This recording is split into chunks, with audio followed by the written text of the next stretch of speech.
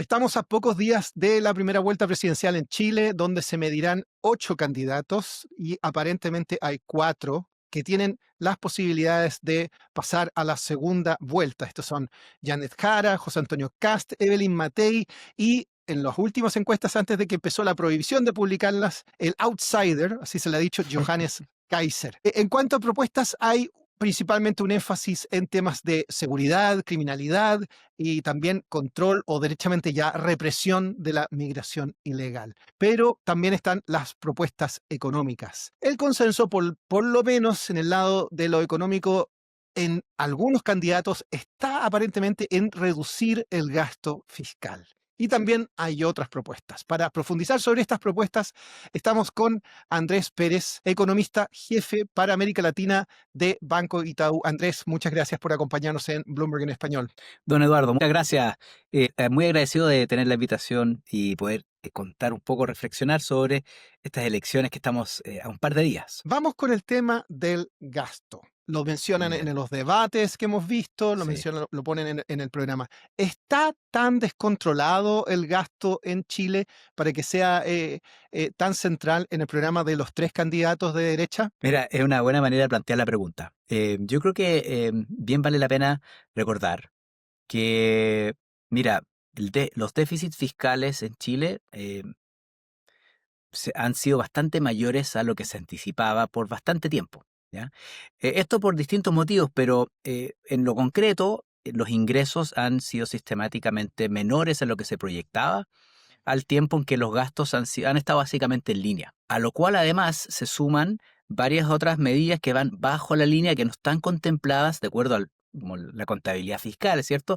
En el déficit propiamente tal. Entonces, esas mayores necesidades de financiamiento que se han acumulado en el tiempo han llevado a que mayores necesidades de financiamiento vía deuda y también a través de menores activos, es decir, retiros de los fondos soberanos. En este contexto, Chile ya lleva un par de años de incumplimiento de las metas de déficit estructural. Entonces yo creo que efectivamente hacia adelante bien vale la pena concentrarse en asegurar una pronta estabilización de la deuda pública a través de contracción del gasto hacia adelante, ¿ya? Y eso está mencionado muy fuerte, por ejemplo, en el programa de José Antonio Kast y el programa de Evelyn Matei, también lo mencionan en Claro. el de Kaiser. Pero vamos con el de Kast, porque habla de un recorte fuerte, $1.000 millones en 18 meses, y también otras medidas para estimular el crecimiento que se ven un poco como caen un poco bastante en la definición de menos Estado, más sector privado.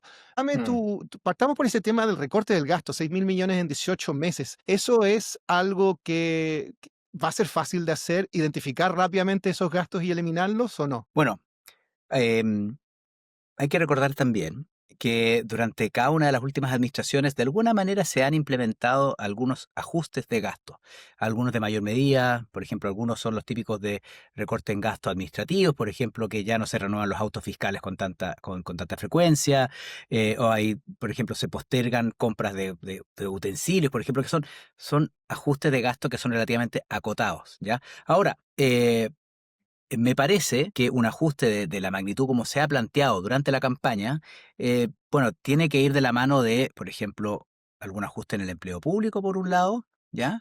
Por Ajá. otro lado, a través de mayores controles, por ejemplo, en este uso de, por ejemplo, las licencias médicas, ¿ya?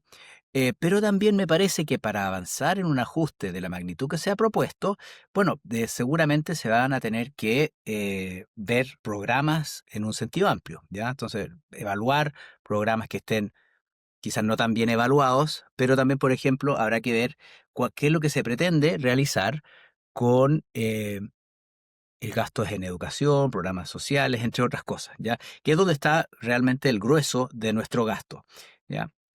Ahora, una cosa es, por cierto, eh, hacer un ajuste, por ejemplo, que sea de una vez, pero también hay otra estrategia que, por ejemplo, viene en asegurar que el crecimiento del gasto hacia adelante sea bastante menor y asegurar que la economía empiece a crecer. Pero bueno, son distintas estrategias.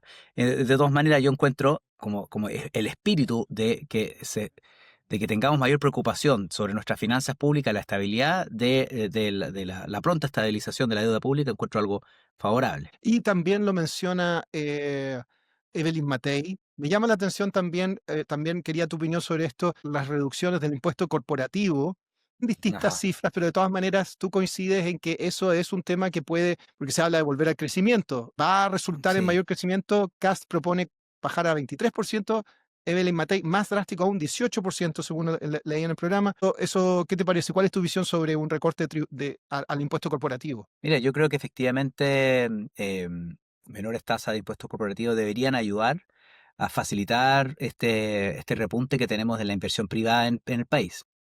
Dicho ello, a mí me parece que en verdad la piedra a tope es más bien es todo este otro ámbito que no se relaciona con las tasas de impuestos, que más bien tiene que ver con las dificultades que tienen las empresas para avanzar en la entrega de los permisos necesarios para avanzar en la inversión. Entonces, me parece a mí que si estamos buscando una herramienta para facilitar la inversión en el corto plazo, puede ser que sea más efectivo avanzar en, por ejemplo, facilitar la entrega de estos permisos y, por cierto, complementarlo con una reducción de impuestos corporativos para dar mayor competitividad a nuestra economía. Y la propuesta, una de las propuestas centrales, vamos al otro lado del espectro político, es Janet ¿Está Jara, bien? la Ujú. candidata de la coalición de izquierda, que habla de este salario vital o ingreso vital de 750.000 pesos. Tú, como economista macro, ¿cómo ves esa propuesta? ¿Es factible o no? Yo creo que es favorable pensar en que nosotros queramos que los hogares en Chile tengan un mejor vivir, ya eso es sin duda, ya.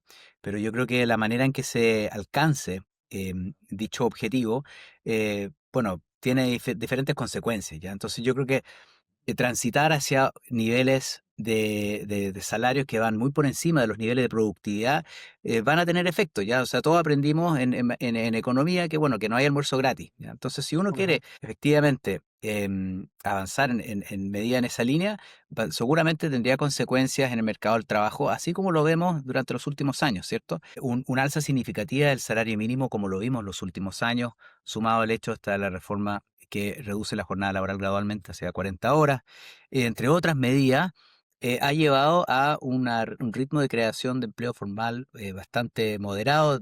Básicamente la economía tiene el mismo nivel de empleos formales hace bastante tiempo. Entonces, bueno, yo creo que avanzar hacia un salario vital eh, me parece razonable, pero hay que ver cómo esa medida se alcanza. ¿Ya? Nosotros en el sentido, somos más de la idea de que los ingresos vayan creciendo en la medida que la economía vaya creciendo, se genere más inversión, más empleo y por ello se alcance una mejora en los ingresos laborales y los ingresos de los hogares. Y por último, hablemos un poquito de una propuesta que lo ponen en los carteles, es del outsider en la derecha, Ajá, Johannes ok, Kaiser, sí. eliminar contribuciones a los bienes raíces, también eliminar ministerios. Él propone un golpe radical en ese tema. Dame tu visión, porque según lo que he podido leer en algunos lados, las contribuciones no son un gran ingreso del gobierno, ¿no? Quizás no van a hacer una gran diferencia. ¿Es fácil eliminarlos o no? Bueno, todo esto requiere ley, ¿cierto? O sea, no es que necesariamente Mm, un candidato pueda ejecutar su plan por mera voluntad, sino que, bueno, en nuestro sistema democrático esto todo requiere aprobación por el Congreso, de que también es clave. Para mí, realmente, la clave de la elección del 16 de noviembre, más allá de los candidatos presidenciales, justamente es la composición del Congreso. Pero mira, ujú. yo creo que las contribuciones, creo que bien valdría la pena, más allá del ajuste de pasar de 1 a 0, básicamente, las contribuciones. Creo que llama la atención cómo estas contribuciones han ido creciendo en el tiempo sin una real transparencia en términos de calcular cómo se realiza ese reajuste en el tiempo. Yo creo que Ujú. los ciudadanos, dado que hay importante gasto de los hogares en ello, creo que bien valdría la pena señalarlo con más claridad. ¿Qué te pareció dentro de todos los programas económicos que has visto? ¿Qué faltó? ¿Qué es lo que te gustaría haber visto? Porque se habla mucho de impulsar el crecimiento, se habla mucho Sí, de reducir el gasto, pero a ti, que ahora estás en el sector privado, pero pasaste por el sector sí, público también. ¿Qué te ujú, habría sí. gustado ver en las propuestas de los economistas, de los candidatos? Mira, yo creo que por el lado económico, a mí creo que es favorable que tengamos eh, una nueva, un revitalizado foco en el crecimiento económico como herramienta para el desarrollo. Yo creo que eso es muy favorable desde el punto de vista de nuestro destino y nuestro crecimiento de economía, del crecimiento de la macro. Y yo creo que la economía enfrenta desafíos bien importantes desde el punto de vista más estructurales, ¿ya? Es decir, por ejemplo, esto del Ujú, envejecimiento, el rápido envejecimiento de la población, caída de la natalidad.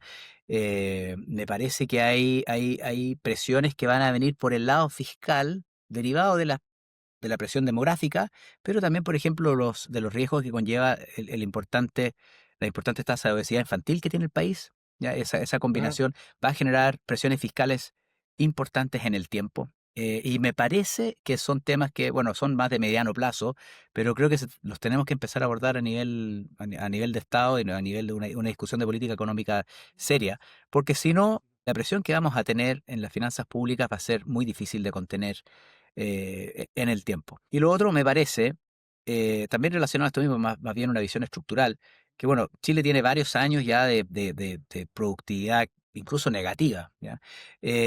La calidad de la educación, me parece que tenemos que volver a poner eso al centro, porque bueno, eso nos contribuiría a elevar la productividad, mejorar el capital humano y realmente dar un nuevo boom en nuestra economía desde el punto de vista del crecimiento tendencial, que se estima en torno a 2%. Nosotros necesitamos volver a crecer a tasa más alta ujú. eh, para avanzar más rápido en el desarrollo, ¿ya? O sea, yo creo que por Última, esas líneas va. Ujú, última ujú. pregunta, Sí, Andrés, y te voy a dejar ir. ajá, ajá, Me imagino que también, como en tu cargo en el Banco de Itaú, tienes que hablar mucho con inversionistas extranjeros sobre la situación de la economía chilena en general. Y con esto quiero cerrar.